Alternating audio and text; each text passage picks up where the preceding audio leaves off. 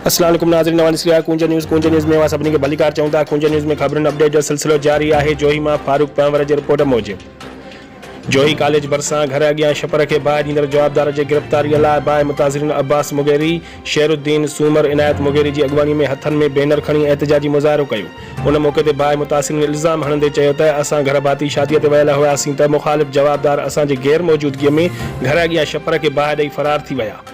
असां बाहि वाक़े ख़िलाफ़ जोही थाने ते मंज़ूर नवाब ऐं ॿियनि ते NC दाख़िल कराई आहे, पर जोही पुलिस अञा ताईं जवाबदार गिरफ़्तार नाहिनि कया।